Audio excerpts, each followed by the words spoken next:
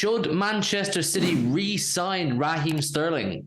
I don't know. I can't believe I'm making a video on Raheem Sterling. Once Raheem Sterling was gone, as far as I was concerned, he was gone. I wouldn't be talking about him again. I never thought he would bang at Chelsea. I knew the system he was walking into, the players they had at disposal at the time, I knew it wasn't fit for Raheem Sterling to walk into. So I kind of assumed I would not be concerned with Raheem Sterling again. But now, as a report's coming out today, 8 hours ago, via Football Insider, they've said Chelsea are already willing to listen to offers for Raheem Sterling, despite the English forward only moving to the club last summer. Now, you have to remember what Chelsea is. They've just signed a huge amount of players, haven't they? They've spent crazy money in the last 6 months. I think we're well over 500 million now. But I mean, look about it. City have spent $1 billion since, I think, 2010 or something like that. I don't have my year right, but they spent about $1 billion in the last sort of decade. Chelsea has spent half of that in 6 months. The way Todd Boehly is moving, it's absolutely crazy. They signed Sterling. He was unhappy at City. The rumours was that he fell out with some people on the board, possibly with Pep Guardiola. He wanted to leave. We're not in the business of holding on to players that want to stay, so we let him go. He takes on his new challenge down in London. It never really worked out for him, or at least it hasn't to date.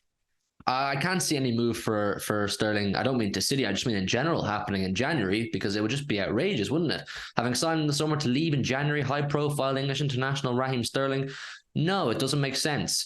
But with the amount of players they have signed, they've just spent €100 million on this Mikhailo Mudryk fella. They have João Felix, of course, on loan with no option to buy, I believe. And they have other wide players too, and I've no doubt they'll go in for more. I've seen reports today suggesting Chelsea will also go in for Caicedo. This gives you more than enough indication that Todd Boehly plans on continuing to spend crazy amounts of money. How's he getting away with it? I'm not the man to ask. I don't know niche about FFP and what the current situation is regarding that. But it seems to be perfectly fine for Todd Boehly to spend whatever the fuck he wants. So for Raheem Sterling, where does his future lie? Could it lie back at Manchester City? Do we need Raheem Sterling in this squad?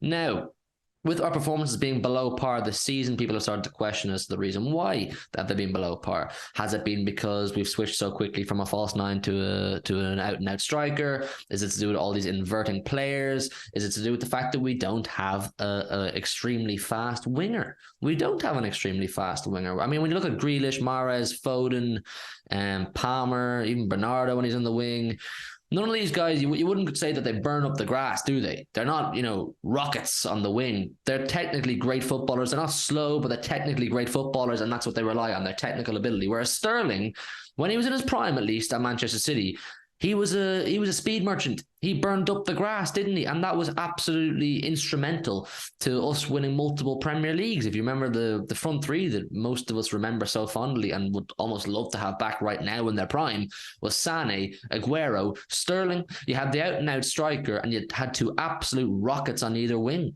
Is Raheem Sterling still that kind of player? I'm not so sure. I mean, he was forced to play as a false nine for quite a while under Pep Guardiola in the latter stages of his career at Manchester City. Definitely frustrated him. He didn't like playing through the middle. He didn't like playing in a false nine system. We said from pretty early doors when Pep introduced the false nine system that this would be to the detriment of Raheem Sterling.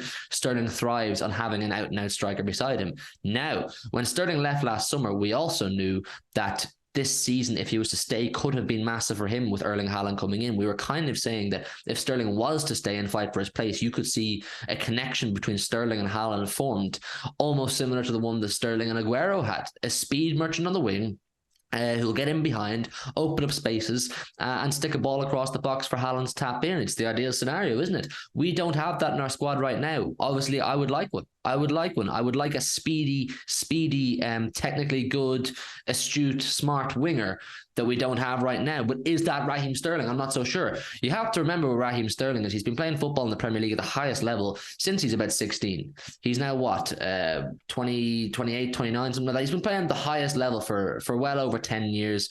Is he still able to do that? Is that still in his legs to be just a pace merchant, which is what he was, but he also had the ability to score. He did chip in with a lot of goals, over 100 goals in the Premier League. He was no bum, Raheem Sterling. It's just the last 2-3 years haven't looked great for him, have they? If City were to bring him back, Could we revive Sterling and make him that fantastic goal-scoring electric winger that he once was, because we now have not one but two out-and-out strikers? Could Sterling form a connection with Erling Haaland? Could he form a connection with Julian Alvarez?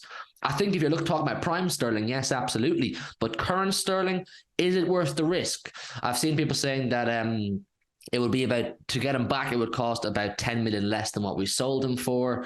So we're still making profit, I suppose, but his wages would still be astronomical. I think he's on about 350,000 a week at Chelsea. We would probably have to cover that or most of it.